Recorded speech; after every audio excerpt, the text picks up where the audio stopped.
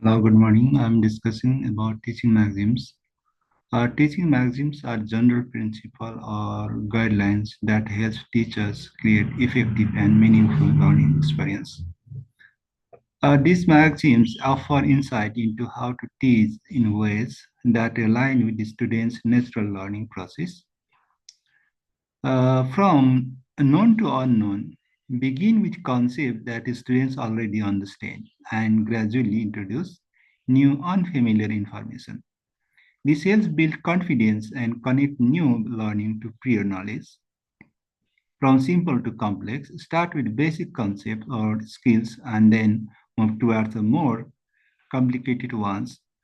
Simplifying initially prevents students from feeling overwhelmed and helps them build a strong foundation.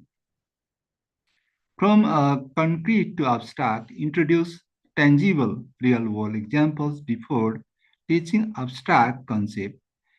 Using the concrete examples aids comprehension and provides a reference point for understanding more complex ideas. From whole to part, provide a broad overview uh, before breaking your topic down into smaller components. This aligns with JSOLV principles and helps students see how the individual parts fit within the larger picture. From the particular to general, begin with a specific example and use them illustrate a general rule or principle. This helps students learn how individual cases relate in broader concept. From introduction to deduction, encourage students to observe patterns and make a generalization before applying them deductively new situation. This fosters analytical skills and helps with the concept retention. From empirical to rational, allow students to engage in hands-on experiential learning before moving on to theoretical explanation. This helps the students understand concept at a deeper level by rooting them in experience. From psychological to logical, tailor the sequence of teaching of students' cognitive and emotional readiness, ensuring they are mentally prepared for each steps. Once they grasp the content psychologically, you can present it in the more structured logical sequence. Active participation learning is most effective when students are actively engaged. Encourage hands-on activities, discussions, and problem solving to help students internalize the content. Learning by doing emphasize the practical experience and encourage students to practice what they learn. These maxims reinforce knowledge by applying it, which strengthens understanding the retention. Gestalt psychology theory is the uh, perce- perceptions and understanding. Gestalt psychology is theory of perception and understanding that emphasize the viewing the object, sense, and experience as a whole. Forms rather than just the sum of the individual parts. Gestalt psychologists believe that the human mind perceives patterns in a holistic manner. This means that when we look at an image or scene, we see it is an integrated whole rather than simply a collection of the separate elements. The concept of whole to part is the central to the Gestalt psychology. Gestalt principles such as the similarity, proximity, continuity, closure, and figure ground describe how to naturally organize visual information. For example, the principle of closure explains how we tend to close gaps in visual forms to see them as a complete figures even if they are incomplete. This allows us to perceive complex scenes more efficiently by focusing on the whole structures first, then recognizing parts they relate to these wholes. Self-study Dalton. The Dalton plan developed by the Helen Parkhurst in the early 20th century emphasized self-study, independence, and responsibility in learning. It's an educational framework that encourages students to take charge on their learning process rather than relying solely on direct instruction from teachers.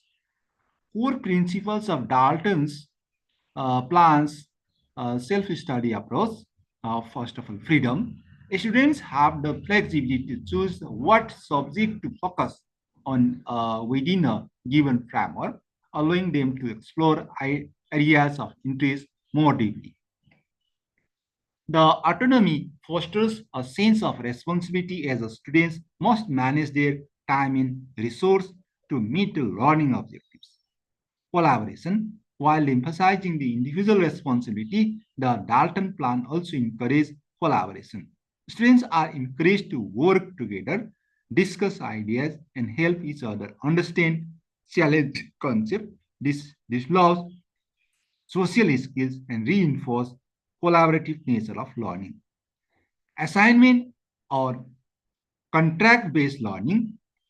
Instead of traditional lessons, students are given assignments or contracts that outline the goals, expectations, and tasks they need to complete. They work through these tasks independently and can seek help from teachers and needed, promoting a sense of accomplishment accountability. Teacher as a mentor. In the Dalton system, teachers act as a mentors and facilitators rather than traditional instructor.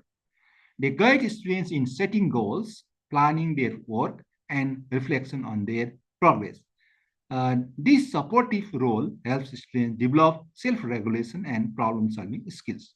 Self-pacing, students move through their assignments and their own pace, which allows them to spend more time on challenging subjects and less time on the areas they quickly understand. This reduces stress and promotes a more personalized learning experience.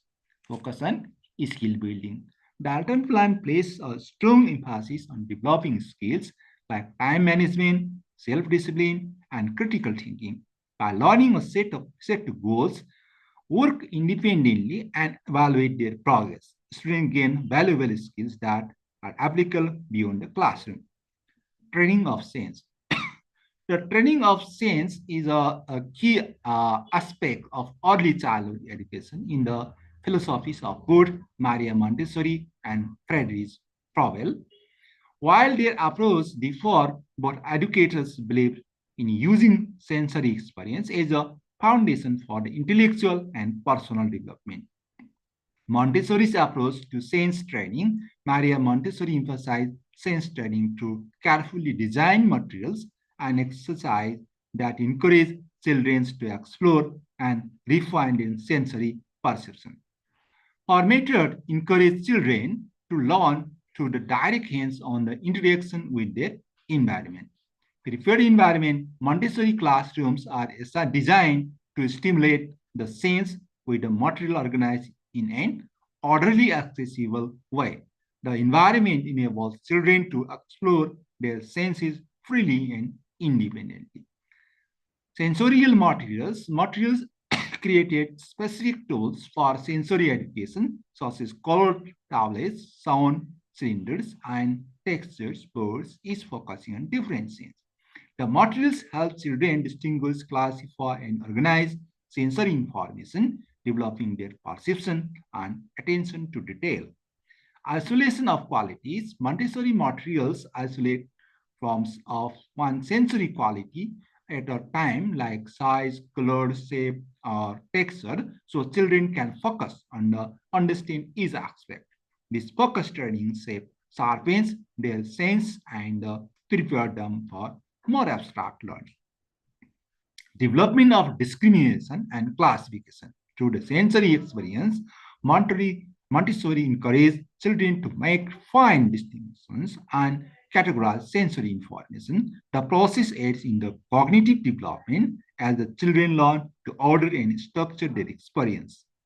Gradual complexity. Montessori materials are designed to move from simple to complex, allowing the children to progress their own pace. This gradual increase in complexity develops concentration and builds confidence.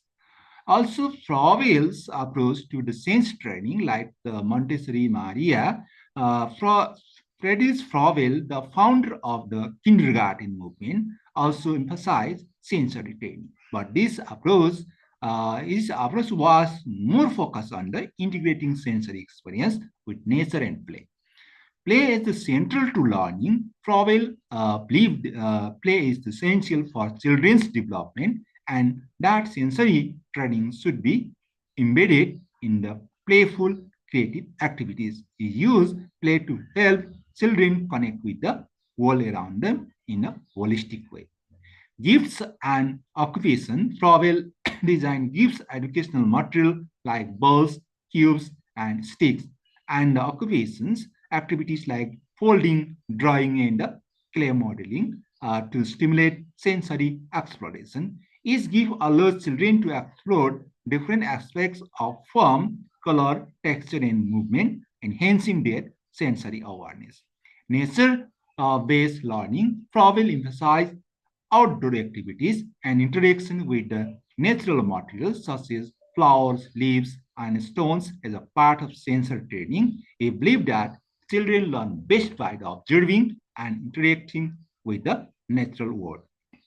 Symbolism and unity, Froebel's gifts and activities were designed to introduce children to universal patterns and shapes such as circles and triangles, which he believed symbolized larger ideas about unity and interconnectedness. This approach like sensory experience with symbolic thinking and abstract concept. Encouragement of creativity and imagination, Froebel sense training fosters not only the sensory perception but also creativity and imaginative play.